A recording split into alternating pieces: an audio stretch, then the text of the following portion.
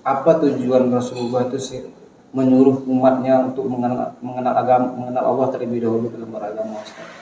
Gitu kan. Ya, baik Pak Ebit.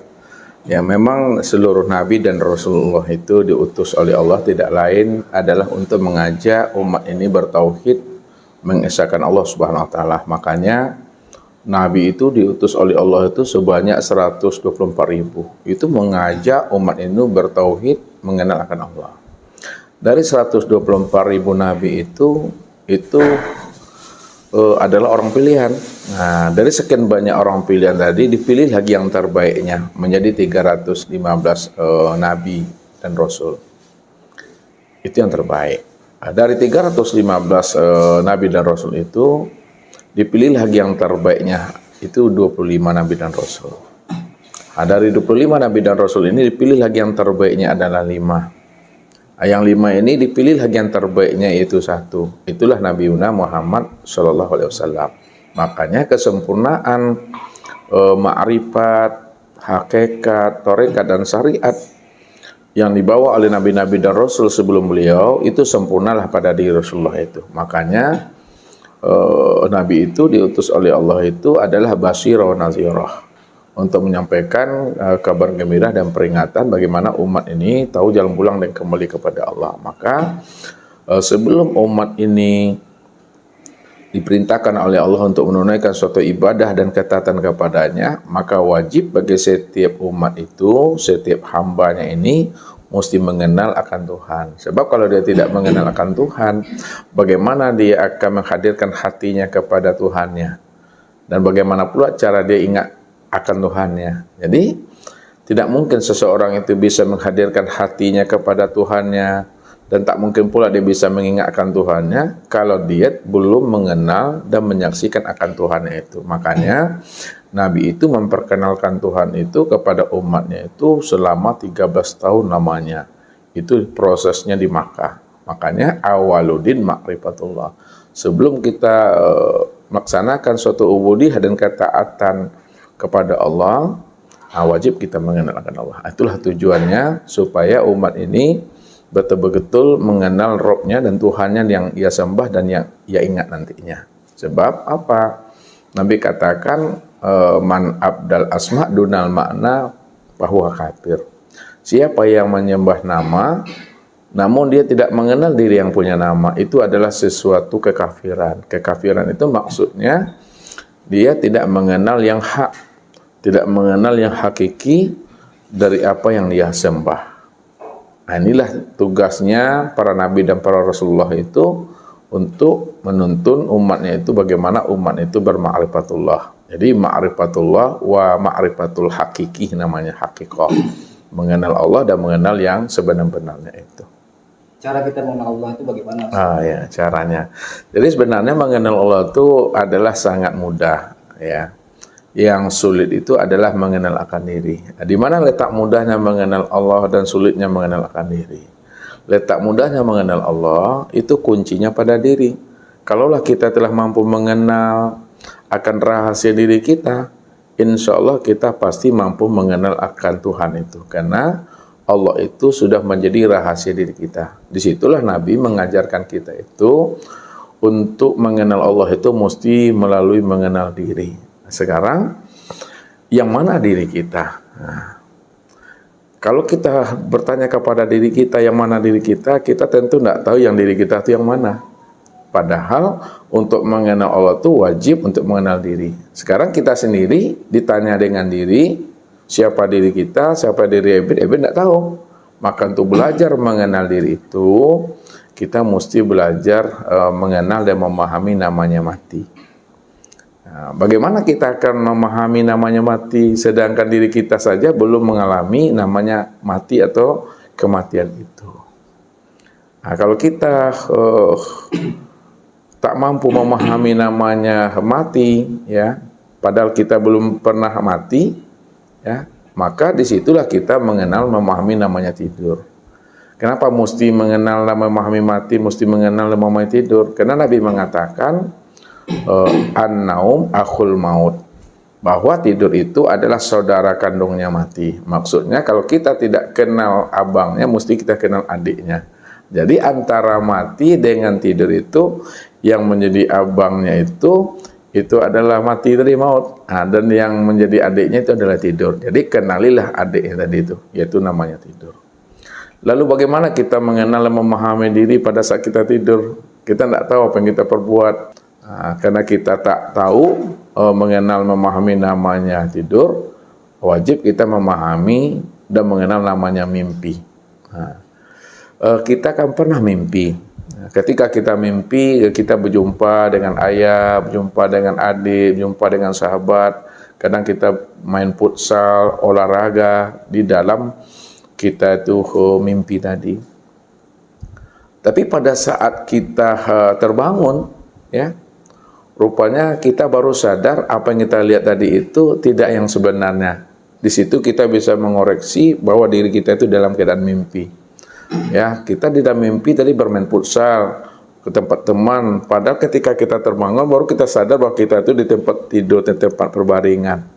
Lalu yang menjadi pemahaman kita, pemikiran kita, siapa sebenarnya yang bermain futsal tadi? Siapa yang kita jumpai tadi itu? Kita mesti meneliti diri. Sebab yang kita pandang itu adalah diri kita, yang kita lihat itu juga adalah diri sahabat-sahabat dan saudara kita, bahkan ayah dan ibu kita. Rupanya yang bermain futsal tadi, ya, yang menjumpai teman, sahabat dan ibu tadi, itu yang disebut namanya dengan ruh namanya. Kalau bahasa ustadznya Pak Ibit, kalau dikiaskan dengan bahasa Minangnya, yang katakan diri itu diasa nalaya dibubuik nak mati. Yang dikatakan diasa nalayu dibubuik nak mati, yang namanya ruh tadi. Ruh itu yang disebut namanya dengan nyawa. Nyawa itu artinya nyatanya wujud Allah. Nah, sekarang yang nyawa itu yang mana? Yang nyawa itu adalah napas. Jadi yang dikatakan diri pada diri kita ini yang membuat namanya tubuh ini bisa bergerak, tubuh ini bisa hidup, ya, itu tidak lain adalah namanya ruh tadi. Makanya pada saat ruh itu meliputi sekalian tubuh dan memenuhi sekalian rongga tubuh disebut namanya nyawa. Nyawa itu nyatanya wujud Allah. Sekarang kita sudah paham napas, nyawa itu hakikatnya adalah ruh. Dan itu nih diri kita tadi itu. Sekarang tubuh kita ini apa bagi ruh itu? Tubuh kita ini adalah casingnya aja. Tubuh ini adalah kotaknya saja. Tubuh ini adalah sebagai wadahnya saja untuk melihat nyatanya ruh itu sebenarnya. Makanya di dalam pemahaman ilmu tauhid, untuk memudahkan kita mengenal dan memahami diri, kita bagi pemahamannya kepada dua dulu sebagai dasar pemikiran kita. Ada namanya diri yang kasar atau diri yang zahir. Ada pula disebut namanya diri yang halus atau diri yang batin. Diri yang kasar, diri yang zahir itu disebut namanya diri jasmani. Itu yang terdiri daripada kulit, daging, urat, tulang, limpa, hati, jantung, rabu, empedu, buah punggung. Ini yang disebut namanya dengan a'yan khorjiyah namanya dalam bahasa tarikatnya. Sedangkan diri yang halus atau diri yang batin itu diri yang tidak berdarah. Diri yang tidak terdiri daripada kulit, daging, urat, tulang, limpa, hati, jantung, dan rabu. Itu yang disebut namanya dengan ruh tadi, atau nyawa, atau disebut namanya dengan nafas. Itu yang diri kita. Sekarang kalau kita sudah paham bahwa diri kita itu adalah ruh, nyawa, atau nafas, ya, siapa sebenarnya ruh itu? Ruh itulah yang disebut namanya dengan sirullah, rahasia Allah. Kalaulah ruh itu disebut namanya rahasia Allah, yang rahasia Allah itu yang mana? Yang dikatakan rahasia Allah itu yang disebut namanya dengan hayat itu sebenarnya. Hayat itu artinya yang hidup.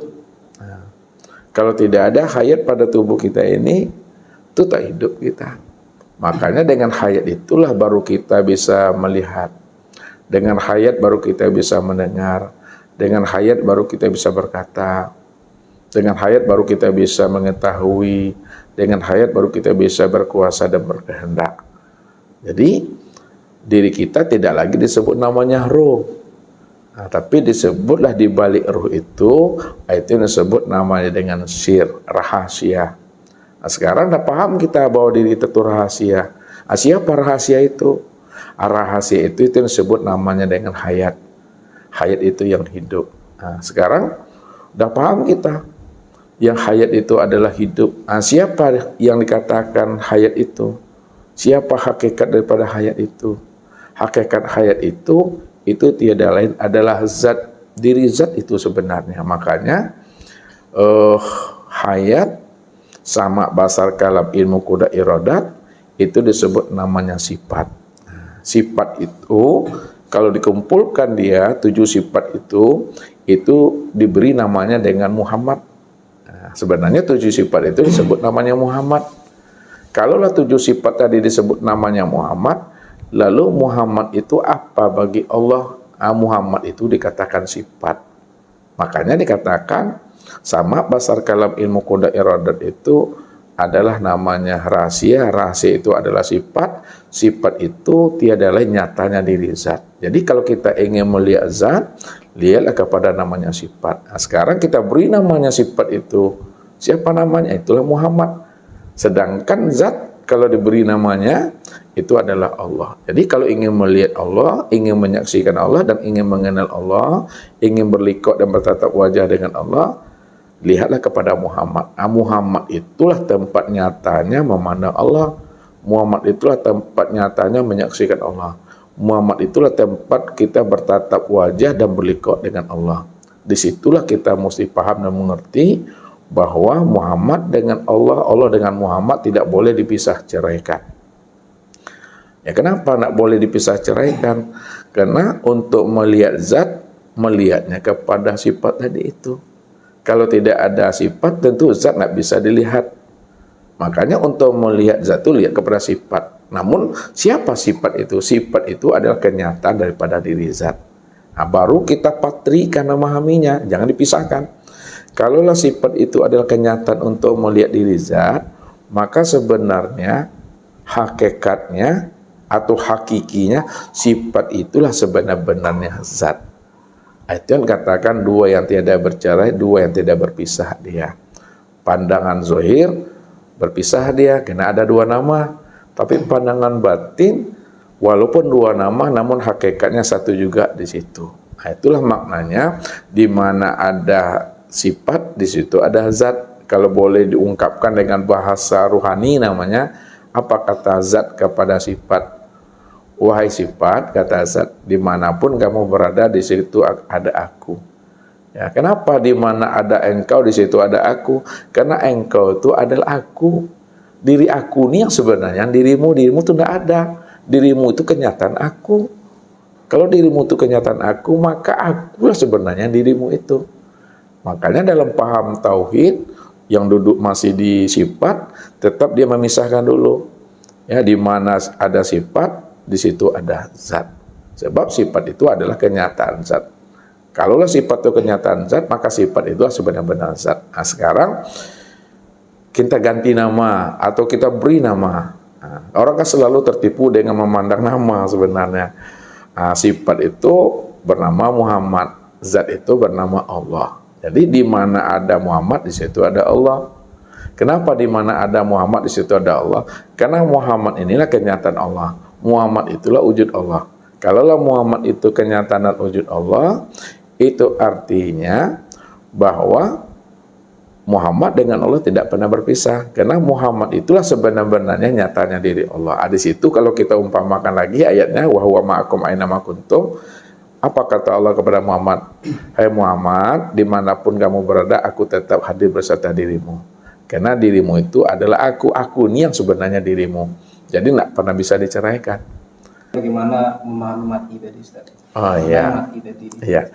Tadi kan Ustaz contohkan, untuk mengenal mati, kita mesti memahami namanya tidur. Karena antara mati dengan tidur itu adalah dun sanak mati, saudara kandungnya mati. Ketika kita tidur, itu hakikatnya kita telah mati gitu. Nah, kalau kita tidur itu adalah hakikat mati, lalu yang mati itu sebenarnya apa? Mati itu benar-benar dipulangkan, diserahkan, dikembalikan, hak itu kembali kepada yang punya. Jadi maksudnya jangan kita lagi merasa diri kita ini yang merasa wujud. Jangan kita merasa diri kita ini yang bersifat hayat, sama, basar, kalam, ilmu, kudrat, dan iradat. Makanya pada saat kita tertidur, itu udah mati. Bukti mati, kita tidak tahu apa yang kita perbuat. Itu artinya tidak sadar kita akan diri kita ini siapa. Itu memahaminya. Namun, mati yang bagaimana yang dikehendaki di dalam hal ini supaya kita bisa mengenalkan Allah. Mati itu kan dua, ada zahirnya, ada batinnya. Namun mati untuk memahami Allah ini adalah mati di dalam hidup. Mati sebelum habisnya usia umur. Jadi kalau mati kita di dalam hidup, mati di dalam sebelum datangnya ajal, ini disebut namanya mati dalam hakikat. Kalau mati dalam syariat berbeda. Mati dalam pandang syariat itu adalah betul-betul berpisahnya ruh ini melepaskan namanya jasmani ini. Itu yang disebut namanya dengan mati hissi namanya. Sudah sempurna zahir dan batinnya. Namun dalam memahami dan mengenal Allah itu, kita juga diminta oleh Nabi, mutu qabla anta mutu. Matikalah dirimu sebelum dirimu mati. Itu maksudnya untuk mengenal Allah itu, matikan diri sebelum ajal sampai, matikan diri sebelum Israel datang, matikan diri di dalam hidup. Nah, kalau kita matikan diri di dalam hidup, maksudnya matikanlah wujud dan sifat kita ini. Karena Allah yang wujud dan Allah pula yang bersifat. Jadi, kita tidak berwujud dan kita tidak bersifat. Kalau selama ini kita merasa berwujud dan bersifat, ya, itu pada saat itu kita sudah merampok haknya Allah di situ. Ya. Jadi kalau kita ingin mengenal dan menyaksikan Allah itu betul-betul diserahkan wujud kita kepada Allah. Boleh kita itikadkan, boleh kita jazamkan. Nah, itikad dan jazam itu dalam ungkapan suara batin kita. Ya Allah, yang wujud itu hanya Engkau ya Allah. Aku ini bersifat tiada ya Allah. Ya Allah, yang hayat itu hanya Engkau ya Allah. Aku ini bersifat mati ya Allah. Ya Allah, yang bersifat mendengar, yang bersifat melihat hanya Engkau ya Allah. Aku ini bersifat tuli dan buta ya Allah. Ya Allah, Engkau yang bersifat mengetahui, berkuasa, berkehendak ya Allah. Aku ini bersifat bodoh, lemah dan papa ya Allah. Itu namanya kita menjazamkan dalam rasa, dalam zauq hati kita itu. Jadi bukan mati lepasnya ruh dari tubuh, tidak. Matinya keakuan akan wujud diri kita yang merasa diri kita ini yang ada. Jadi di hadapan Allah jangan kita merasa kita itu yang wujud. Nah, kalau kita merasa kita yang wujud berarti kita belum mati, belum berselindung namanya. Nah, contohnya kalau kita pahami satu berselindung namanya. Kalaulah Ustadz berselindung di balik tembok misalnya, lalu apa yang nampak? Yang nampak itulah temboknya. Kalau Ustadz berselindung di balik tiang, yang nampak apa? Tiang. Kalau Ustadz berselindung di balik Allah, siapa yang nampak? Allah. Ah, yang nampak itu adalah Allah. Nah, sekarang apa maksudnya? Kalau Ustadz berselindung di balik Allah, yang nampak Allahnya. Jadi memahami itu, pulangkan, kembalikan, sembunyikanlah wujud kita ke dalam wujudnya Allah, maka wujudnya Allah yang nampak. Pulangkan, kembalikan sifat kita, ya, yang 7 sifat itu ke dalam sifatnya Allah, maka yang nampak adalah sifatnya Allah yang nampak. Di situlah diri kita itu sebenarnya adalah mati, tak ada lagi wujud dan sifat kita. Jadi manusia ini, kita ini tidak wujud dan kita juga tidak bersifat. Kalau kita dibilang wujud dan bersifat, inilah nyatanya wujud dan sifat Allah. Di situlah dikatakan bahwa manusia itu adalah dikatakan ainullah, nyatanya Allah. Itu dikatakan al-insan, ainullah, insan itu nyatanya Allah. Dan Allah itu itulah nyatanya manusia. Jadi pada saat kita telah mati, wujud dan keakuan kita, maka nyatalah wujud dan sifatnya Allah pada insan ini. Kemudian Ustaz, antara zat dengan sifat tadi, apakah dia berdiri sendiri atau gimana Ustaz? Yang mana? Zat tadi, zat dengan sifat tadi, yang mana yang Ustaz? Oh iya, sifat itu berdiri atau bersandar dia kepada zat. Sebab kalau tidak ada zat, tidak ada sifat. Makanya sifat itu tidak bisa berdiri dengan sendirinya. Sifat itu tetap berdiri di atas zat itu. Maksudnya sifat itu terbitnya daripada zat. Kalau sifat itu terbitnya daripada zat, berdiri di atas zat, terbit daripada zat, lalu zatnya bagaimana? Zatnya itu yang berdiri dengan sendirinya. Qiyamuhu binafsihi. Allah itu wujud dengan sendirinya. Jadi Ustaz, apakah sifat Allah itu kekal Ustaz? Karena sifat itu tidak lain adalah tajalli dari zatnya. Iya. Apakah sifat itu kekal atau bukan Ustaz? Ya. Jadi sifat Allah itu tetap kekal dia dan baqo atau kodim. Kenapa dikatakan kekal, baqo dan kodim? Karena dia terbit daripada zat. Zat itu adalah baqo dan kodim. Maka seluruh alam ini hakikatnya baqo dan kodim dia. Kenapa dikatakan baqo dan kodim? Karena ia asalnya daripada zat yang maha baqo, zat yang maha kodim tadi itu. Ini yang disebut kalau kita sudah mengenal hakikat alam itu adalah kodim, bako, kita adalah kodim dan bako, itulah kita bertubuhkan Tuhan namanya, bertubuhkan Allah. Siapa yang bertubuhkan Tuhan, bertubuhkan Allah, bertubuhkan kodim, bertubuhkan bako, itu yang dikatakan diri yang suci itu, atau disebut namanya diri yang kudus itu, atau namanya Ruhul Kudus, itu bahasanya. Ruhul Kudus itu diri yang suci, diri yang kodim itu. Itu yang selamat, barulah diturunkan ke dalam bahasa hakikatnya. Siapa yang sudah mengenal akan Allah pada dirinya, itu yang disebut namanya hamba Allah. Dan itu pula yang disebut namanya Habibullah, kekasih Allah. Jadi kekasih Allah itu cuma satu, itu adalah Muhammad. Makanya kenalilah diri kita ini adalah Muhammad, disitulah kita dipandang Allah sebagai kekasihnya. Karena kekasihnya cuma satu, Muhammad saja. Padahal Muhammad itu tiada lain aku tuh Tuhan. Cuma dalam bahasa hakikat, tentu ada pemisahannya di situ. Ada Allah, ada Muhammad di situ. Padahal Allah dengan Muhammad saling cinta mencintai, saling kasih mengasihi. Dialah yang mencintai akan dirinya sendiri di situ. Dia yang Allah, dia yang Muhammad. Itulah maknanya orang yang bercermin pada diri sendiri.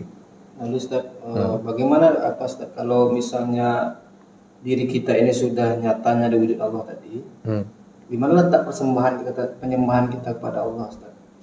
Oh, tidak ada lagi bahasa penyembahan. Kenapa? Karena yang menyembah itulah yang disembah, yang disembah itulah yang menyembah. Kalaulah yang menyembah itu yang disembah itulah menyembah, namun hakikatnya kan satu. Kalau udah hakikatnya satu, tidak ada bahasa penyembahan. Tidak ada bahasa yang disembah, tidak ada bahasa yang mengingat, tidak ada pula bahasa yang diingat, karena dirinya sendiri di situ cuma yang ada. Jadi bahasa penyembahan, bahasa mengingat itu sebelum kita kenal akan rahasia wujud yang sebenar-benarnya. Kalau kita dah kenal wujud rahasia yang sebenar-benarnya, bahwa yang menyembah dengan yang disembah adalah satu juga di situ, artinya sifat menyembah zat, sedangkan sifat itu nyatanya diri zat. Itu artinya yang disembah adalah zat, yang menyembah adalah sifat. Jadi pada saat kita telah mengenal yang menyembah itu yang disembah itu adalah yang disembah adalah satu, maka tidak ada bahasa itu. Inilah kuncinya Nabi katakan, man arafallahu kala lisanahu. Siapa yang telah kenal dia akan Allah, bahwa Allah cuma yang esa, Allah cuma yang wujud, maka keluh lidahnya. Tidak ada lagi kata di situ. La sautun wala harfun bil haqqi ilallah. Tidak ada kata penyembahan, tidak ada kata pemujian di situ. Ya, hanya diam aja lagi. Jadi tujuan kita sholat nanti gimana Ustaz kalau tidak ada penyembahan? Ya, sholat itu udah menikmati, karena itu yang disebut namanya fanabilah dan bakobilah. Tidak ada lagi bahasa penyembahan. Kalau disebutkan bahasa penyembahan, tetap kita turunnya di hakikat. Di hakikat itu yang menyembah itu adalah Muhammad, yang menyembah adalah sifat. Itu di hakikat mainnya. Tapi kalau udah duduk namanya di ma'rifat, kita ada kenal bahwa Muhammad itu dirinya. kita dapat mengenal bahwa sifat itu tiada lain adalah dirinya, maka hilanglah bahasa penyembahan, hilanglah bahasa mengingat tadi itu, karena dirinya cuma yang ada. Kalau disebut gini memang agak lucu bunyinya. Lucunya kenapa? Allah menyembah diri sendiri, Allah memuji diri sendiri. Kan dalam pandangan logikanya kan lucu namanya. Kenapa? Sesuatu yang sudah jelas memang dirinya cuma yang ada, dirinya cuma yang wujud, dan Muhammad itu adalah dirinya. Jadi kalau udah paham kita memang dirinya cuma yang wujud dan yang nyata, dan itu sudah jelas bagi kita dalam pandangan kita, dijelaskan juga lagi, diuraikan juga lagi, maka yang jelas tadi menjadi tidak jelas dia, menjadi kabur dia. Lain yang ditunjuk, lain pula yang disebut, lain yang disebut, lain pula yang ditunjuk. Jadi tetap dia ada dua wujud di situ. Tapi tidak apa-apa tadi itu maksudnya untuk menghantarkan kita kepada wahdatul wujud, satu wujud tadi. Sebelum kita sampai kepada satu wujud, tetap ada bahasa yang menyembah dan disembah. Tetap ada yang dicari, ada pula yang mencari. Tapi kalau kita sudah paham, yang mencari itu itulah yang dicari itulah yang mencari, maka disitulah hilang namanya pencarian di situ. Disitulah hilang namanya penyembahan di situ. Di situ pula lah hilang namanya pengenalan. Nah, kita dibilang mengenal karena kita belum kenal. Kita dibilang mencari karena kita belum menemui. Kalau kita sudah kenal, kita sudah temui, tidak ada bahasa mengenal lagi. Tidak ada bahasa lagi mencari dan menemui lagi namanya. Hanya dirinya. Itulah diam tadi. Nah, diam itulah kunci ma'rifat. Diam itu maksudnya sadar kita. Sesadar-sadarnya bahwa yang aku ini, inilah yang Allah tadi. Makanya yang aku itu adalah yang sebenarnya Allah. La ilaha illa ana. Tidak ada Tuhan melainkan aku. La ilaha illa huwa. Tidak ada Tuhan melainkan dia. La ilaha illa anta. Tidak ada Tuhan melainkan engkau. Jadi aku, dia, engkau, maksudnya sebenar-benarnya aku itu Allah, sebenar-benarnya dia itu Allah, sebenar-benarnya engkau juga Allah. Nah, karena dia cuma yang ada. Bilanglah aku Ebit, aku Ustadz. Nanti 80 tahun, 90 tahun pasti akunya Ustadz, akunya Ebit mati. Kalaulah aku Ustadz dan akunya Ebit mati, ada nggak akunya kita lagi? Itu nggak ada. Lalu aku siapa yang ada di situ? Akunya Allah. Di situ letaknya orang-orang arif billah itu selalu di dalam zuknya itu seperti Abdul Qadir Siti Jenar mengatakan, atau Abu Mansur Al-Khalat, anallah anal haq, Allah fi jubati. Akulah Allah, aku yang hak. Jadi maksudnya aku itulah sebenar-benarnya Allah, yang sebenar-benarnya aku itu Allah. Tidak ada dia mengatakan dirinya Tuhan di situ. Dia hanya untuk memahami dan menyatakan yang sebenar-benar aku itu Allah. Aku ini tidak ada. Kalau aku ini tidak ada, lalu siapa aku nih? Aku inilah kenyataan daripada aku yang sejati itu sebenarnya. Tapi tidak ada bahasa pengakuan di situ. Dia tetap sholat, dia tetap beribadah. Cuma orang yang nggak sampai pemahamannya ke sana, situlah dikatakannya Siti Jenar, Abu Mansur Al-Khalat dikatakannya kafir dan sebagainya, aku Tuhan. Sebenarnya ketika dia mengatakan itu, dia hanya membukakan rahasia yang sebenarnya. Yang sebenar-benar aku itu Allah. Yang sebenar-benar dia itu Allah. Yang sebenar-benar engkau itu Allah. Karena dia cuma yang wujud.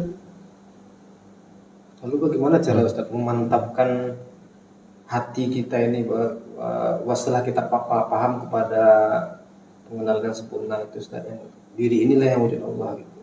Jadi pengamalannya dalam sehari-hari bagaimana Ustaz? Supaya kan agak ini juga Ustaz, takut juga kita, wah inilah wujud Allah kan begitu Ustaz. Bagaimana?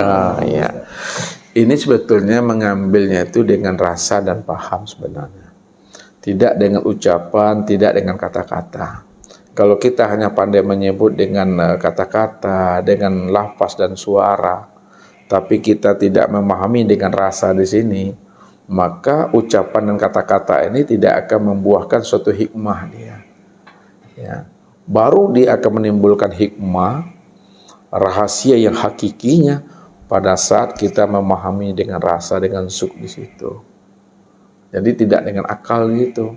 Makanya orang yang sudah mengerti dan paham bahwa dirinya inilah diri yang sejati itu, diri inilah yang hakikat Tuhan yang sebenarnya itu, maka di situ ya diam aja lagi. Lakoni aja lah hidup ini dengan baik. Itu aja. Iya, itu maksudnya kita sudah memahami gitu begitu Ustaz. Iya. Kita sudah memahami bahwasanya ya hidup seperti dijalani seperti apa adanya gitu. Iya, tetap dia bersyariat. Nah, yang bersyariat itu disebut namanya syariatullah. Tetap dia berterikat. Terikat itu disebut thariqatullah. Tetap dia berhakikat. Hakikat itu disebut hakikatullah. Tetap dia bermakrifat. Makrifat itu disebut makrifatullah. Namun kalau udah paham kita yang bersyariat Allah, yang berterikat Allah, yang berhakikat Allah dan bermakrifat Allah, hilang pula kalam-kalam itu kita sebutkan. Tidak ada lagi itu disebutkan. Dia hanya diungkapkan dalam pandangan batin. Nah, kalaulah diungkapkan dalam pandangan batin, dah tahu kita memang dia cuma yang ada, dia cuma yang berbuat, tidak ada lagi pengungkapan itu. Kan contoh Ustaz katakan selalu, ini nyata nak namanya gelas nih, Be? Terang nak nih? Terang. Wujud nak ini? Wujud. Nah, kalaulah ini betul-betul nyata, gelas, wujud, terang dia, andai kata Ebit tidak mengatakan ini adalah gelas yang wujud dan terang, diam sajalah Ebit, ya. Ketika Ebit diam, apakah gelas ini tidak nyata? Tetap nyata. Apakah gelas ini tidak wujud? Tetap wujud. Apakah gelas ini tidak terang dan tidak jelas dia? Tetap terang.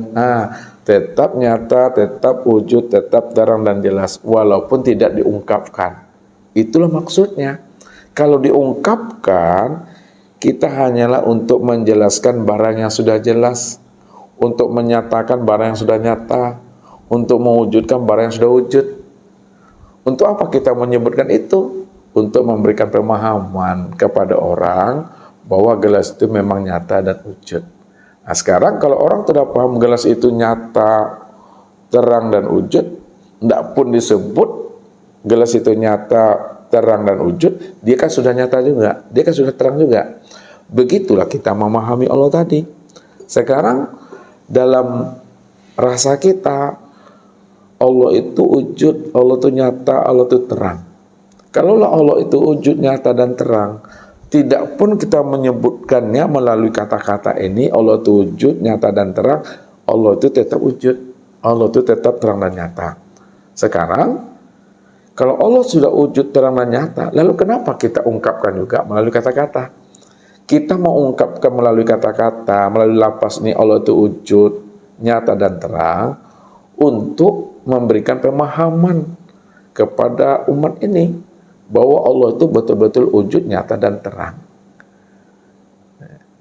Kalau dah paham mereka Allah itu betul-betul wujud, nyata dan terang, tidak pun mereka disebutkan lagi Allah itu nyata dan terang, dia sudah wujud, nyata dan terang. Nah, itulah maksudnya paham di dalam rasa tadi itu. Nah, jadi kalau kita dah paham kita di dalam rasa, di dalam zuk, dijelaskan juga lagi, lalu kita tunjuk yang nyata atau yang mana, nanti berbeda lagi. Karena dia cuma yang wujud kan. Nah, kita tunjuk ini. Apakah ini yang Tuhan? Tentu salah. Ini gelas. Jadi lain yang ditunjuk, lain pula yang disebut. Makanya kalau kita sudah kenal Allah, sudah jelas Allah itu dalam pandangan batin dan rahasia diri kita, tidak boleh disebut-sebut. Sebab kalau disebut, lain pula nanti cara menangkapnya, cara memahaminya. Cukup diam saja, tidak perlu lagi disebut-sebutkan itu.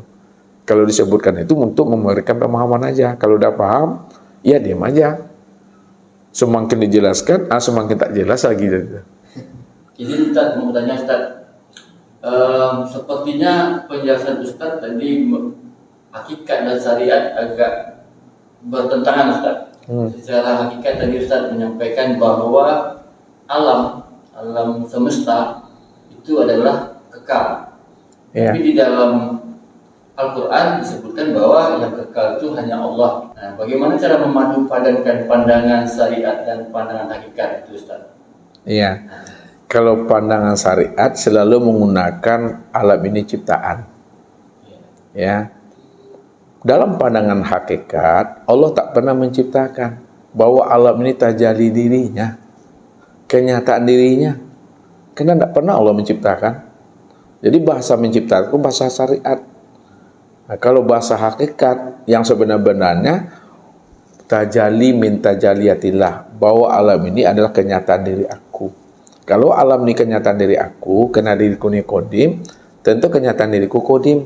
Maka kenyataan diriku itu dalam bahasa syariat baru diberi namanya dengan makhluk, baru diberi namanya dengan alam, baru disebut namanya dengan hamba.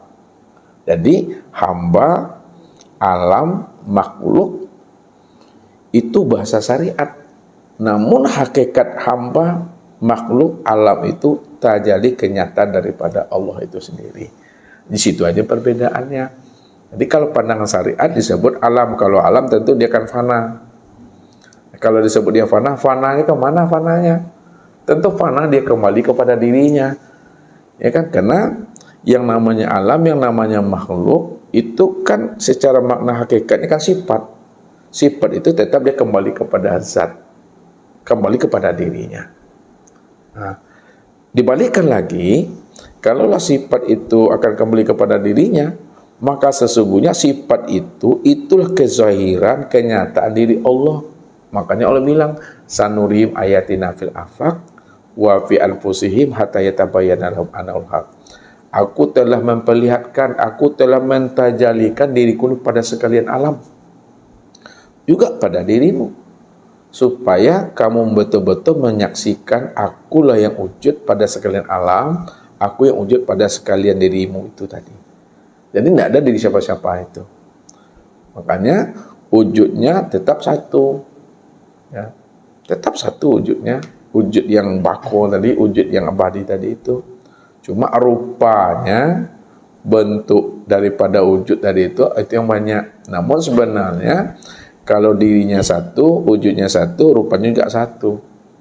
Pandangan zahir saja memandang bentuk rupanya itu banyak.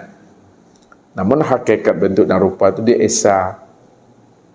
Jadi begitulah kita memandangnya secara syariat dan secara hakikat. Namun kembalikanlah yang syariat itu, kembalikan dia kepada hakikat. Tetap esa juga di situ.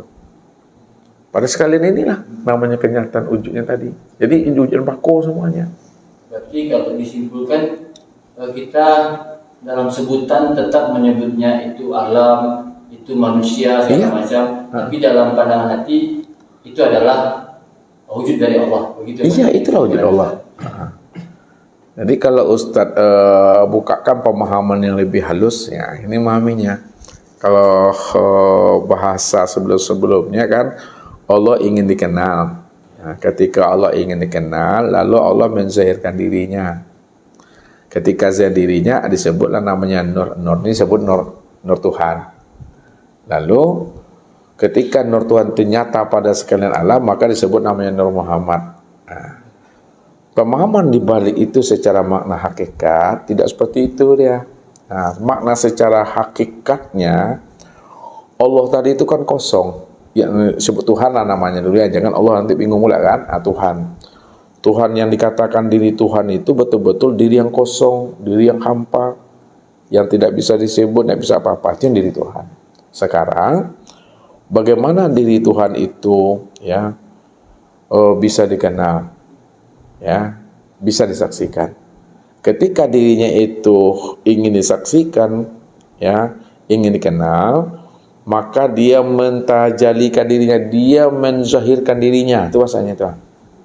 Ketika dia menzahirkan dirinya, disebut namanya dengan nur. Nur sebutannya. Karena nur ini asalnya daripada dirinya sendiri, disebut namanya nur Tuhan. Nah, maksudnya nur ini asalnya dari Tuhan. Karena nur ini asalnya daripada Tuhan, disebut namanya nur Tuhan atau nur ilahi atau disebut nur Allah.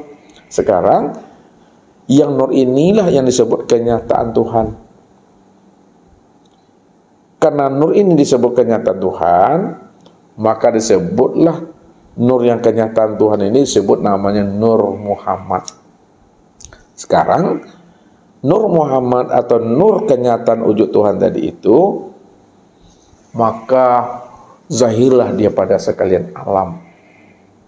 Nah, yang disebut namanya makhluk, yang disebut namanya dengan insan, yang disebut namanya dengan malaikat. Sebetulnya sekalian alam, sekalian makhluk, sekalian insan, malaikat dan sebagainya itu adalah kenyataan memandang wujudnya Tuhan tadi.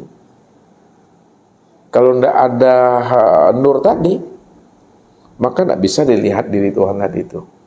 Makanya jangan kita tertipu memandang bentuk pada sekalian rupa tadi, pada alam dan pada diri kita. Itulah kenyataan wujud Tuhan.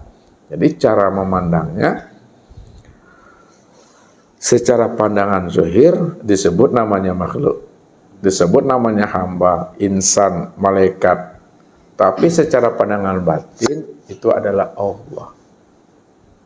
Begini Ustaz, kadang ketika memahami apa yang Ustaz sampaikan bahwa tidak ada yang wujud melainkan wujud Allah. Ya. Jika kita praktekkan sehari-hari, mungkin kalau sesuatu yang baik seperti sholat, nah tadi kita menyebutkan yang menyembah dia yang disembah. Ya. Allah itu yang menyembah dirinya sendiri, Allah Ya. itu yang memuji diri sendiri. Itu mungkin masih bisa hati yang terima Ustaz. Tapi kalau hal-hal yang negatif misalnya perbuatan jelek, itu langsung agak menolak Ustaz batin itu Ustaz. Tak mungkinlah Allah berbuat buruk, ya Ustaz. Ya. Kita pandang seseorang itu bila adalah wujud Allah, dia berbuat maksiat. Nah di situ agak balik ini Ustaz pemahaman tadi. Apakah yang berbuat buruk itu juga Allah, padahal Allah itu maha baik. Seperti itu Ustaz. Bagaimana cara memantapkan hati ini supaya bisa memandang seluruhnya adalah Allah. Jadi secara pandang hakikat tetap Allah itu maha baik. Ya, pandang hakikat. Walaupun nampak buruk, walaupun nampak jelek, karena yang buruk dan jelek itu terjadinya karena yang diri yang maha baik tadi itu. Sebenarnya cara memandangnya ketika nampak yang buruk dan jelek, pandanglah itu Allah sedang memperlihatkan kudrat dan iradatnya sebenarnya. Supaya kita ambil hikmah dan iktibar bahwa itulah sifat jalalnya, itulah sifat kebesarannya. Jadi pandangan zahirnya dibilang jelek karena dia bertentangan dengan aturan agama. Pandangan hakikatnya dia baik. Kenapa? Karena itu nyatanya kudrat dan iradat Tuhan tadi itu. Cuma dalam memahami ilmu tauhid, ilmu hakikat ini, tidak boleh kita meninggalkan namanya syariat tadi. Syariat itu tetap berjalan, itu ukurannya. Artinya tadi itu syariat itu nggak boleh dilepaskan. Tetap kita bersyariat di situ. Mana yang baik, mana yang buruk. Jadi cara memahami tadi, yang baik datangnya daripada Allah, yang buruk juga datangnya daripada Allah. Itu hakikat. Namun untuk menyikapi yang baik dan yang buruk datang daripada Allah, kedua-duanya itu, yang baik ini disuruh Allah dan diridhai oleh Allah. Itu cara memahaminya. Yang buruk ini dilarang Allah dan dimurkai oleh Allah. Sehingga apa? Kita berbuat tadi itu betul-betul menjadi sifat rahmatan lil alamin di situ. Sebab yang namanya baik tentu akan mendatangkan namanya keberkahan dan kebahagiaan. Yang namanya buruk tentu akan mendatangkan kemurkaan, yang akan mendatangkan ketidaknyamanan bagi diri kita ini. Jadi orang yang sudah mengenal Allah baik dan buruk itu adalah perbuatan Allah, disitulah dia senantiasa menjaga dan beradab kepada Allah. Situ letaknya dia akan jadi rahmatan lil alamin. Tapi kalau ada orang berbuat jahat, ya itu karena dia tidak mengenal siapa dirinya sebenarnya. Tapi kalau dia sudah kenal siapa dirinya sebenarnya, pasti dia akan menjadi rahmatan lil alamin.